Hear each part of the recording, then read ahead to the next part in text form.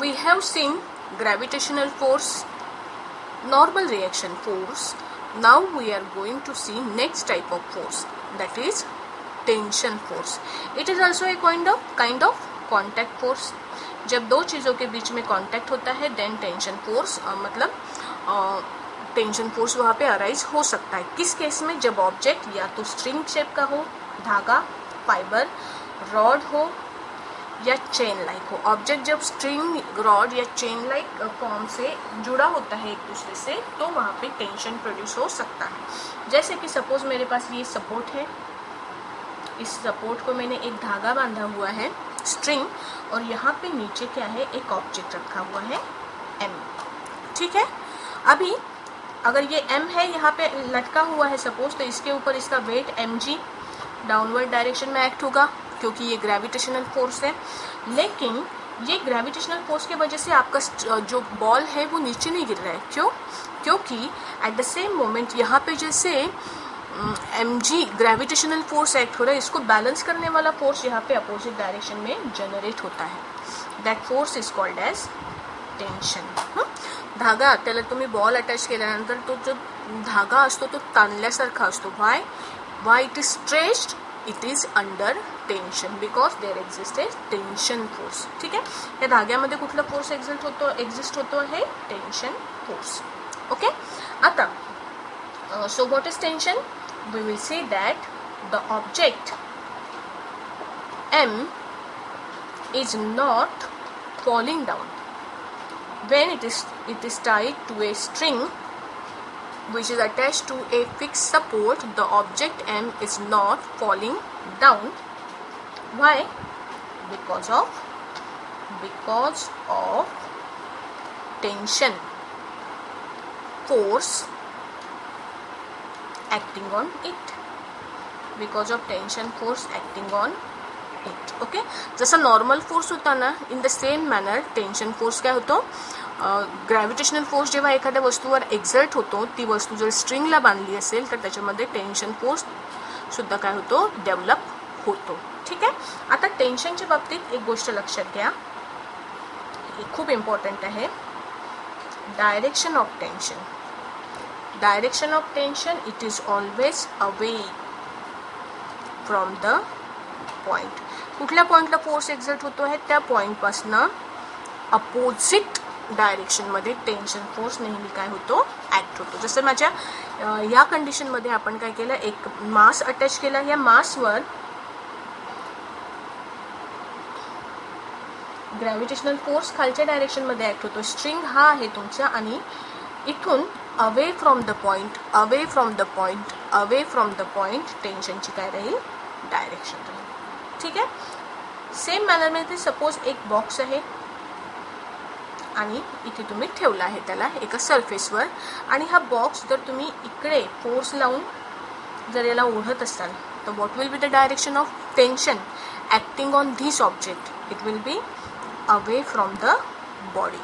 The tension is always acting away from the point. The tension is always acting away from the point. The tension ची direction नेहमी कशी असते, away from the point असते. ठीक आहे. आता याची काही एक्झाम्पल आपण टेन्शनचे एक्झाम्पल पाहूया. सी,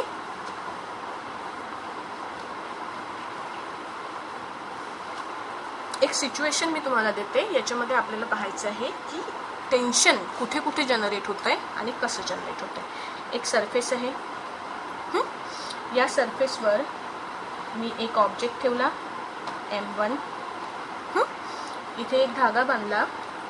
इथे दुसरा ऑब्जेक्ट ठेवला मी M2 आणि इथे पुन्हा एका स्ट्रिंगने काय केलं, याच्यावर फोर्स एक्झर्ट केला F. ठीक आहे. आता इथे दोन गोष्टी आपल्याला लक्षात ठेवायच्या आहे. पहिली, tension is always acting away from the point. Tension is always acting away from the point. ही पहिली गोष्ट लक्षात ठेवा. आणि दुसरी गोष्ट, string change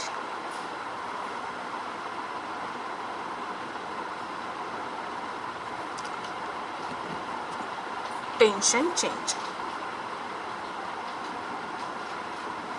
string change tension change. Tension is always acting away from the point and string change tension change. याचा अर्थ काय? याचा अर्थ मला सांगा, याच्यामध्ये किती स्ट्रिंग्स अटॅच केलेल्या आहेत? ही स्ट्रिंग आणि ही स्ट्रिंग या वेगवेगळ्या स्ट्रिंग आहेत. म्हणजे ही झाली माझी स्ट्रिंग नंबर 1, ही झाली माझी स्ट्रिंग नंबर 2. म्हणजे टेन्शनच्या व्हॅल्यूज कशा असतील? टेन्शनच्या व्हॅल्यूज या वेगवेगळ्या असतील दोन स्ट्रिंग्समध्ये. ठीक आहे. दुसरं, मी जर हा पॉईंट कन्सिडर केला तर M1 वर ॲक्ट होणार आहे टेन्शन. टेन्शनची व्हॅल्यू किती राहील? ही राहील अवे फ्रॉम द स्ट्रिंग. म्हणजे टेन्शनची डायरेक्शन अशी away from the string. What will be the value? Suppose T1. इथे जर कन्सिडर केलं तर the direction of tension will be again away from the string. आता डायरेक्शन चेंज झाली अवे फ्रॉम द स्ट्रिंग. म्हणजे किती? टेन्शन आणि व्हॅल्यू चेंज होईल का? इथे जर T1 असेल तर इथे T2 होईल का? नाही. का? कारण एकच स्ट्रिंग आहे, म्हणजे टेन्शन कसं असेल? सेम असेल. इथे T1 आहे, इथे पण किती असेल? T1च असेल. या एंडला कन्सिडर केलं तर काय होईल? टेन्शनची direction away from the string. Okay. आणि व्हॅल्यू T1 राहील का? आता नाही. स्ट्रिंग चेंज झाला. टेन्शनची व्हॅल्यू काही पण असेल, पण ती T1 इतकी नसेल. ओके. सो ऑब्जेक्ट वर किती टेन्शन एक्झर्ट होतं आहे ते काढण्यासाठी आपल्याला काय कन्सिडर करायचं आहे? दोन फॉर्म्युले कन्सिडर करायचे. पहिला, tension is always acting away from the point. And दुसरा, स्ट्रिंग चेंज टेन्शन चेंज. दुसरी कंडिशन काय आहे? String change tension change. Okay. आता आपण एक कन्सिडर करूया. एक डायग्राम मी ड्रॉ करते, त्याच्यामध्ये टेन्शन कसं कसं ॲक्ट होतं आहे तुम्हाला सांगायचं आहे. एक सपोर्ट आहे. या सपोर्टला मी एक धागा बांधलाय. त्या धाग्याला एक ऑब्जेक्ट अटॅच केलेला आहे M. याला दुसरा धागा बांधलाय आणि इथे दुसरा सपोर्ट आहे. म्हणजे हे दोन धाग्यांमुळे हा ऑब्जेक्ट असा तिरपात ताणला गेलेला आहे. इथे कोणकोणते टेन्शन एक्झर्ट होईल पहा. इथे पहिले तर सरफेस किती ठिकाणी कॉन्टॅक्टमध्ये आहे ते पाहूया आपण. पहिला इथे, दुसरा इथे, तिसरा इथे आणि चौथा इथे. ठीक आहे. टेन्शनची डायरेक्शन पहा. या पर्टिक्युलर प्लेसला away from point. Okay. Away from point tension आहे T1. इथे M पुन्हा अवे फ्रॉम पॉइंट. डायरेक्शन अशी होईल अवे फ्रॉम पॉइंट. टेन्शनची व्हॅल्यू वरती जर मी T1 घेतली असेल, मला खाली पण T1च घ्यावी लागेल. का? कारण की एका स्ट्रिंगमध्ये टेन्शन कसं राहतं? सेम राहतं. इथे पहा, M वर ॲक्ट होणारं दुसरं अवे फ्रॉम. म्हणजे हे टेन्शनची व्हॅल्यू T1 असेल का? नाही. Now the value is T2.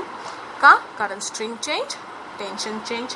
या पर्टिक्युलर पॉइंटला the direction will be this. Value same T2. Okay.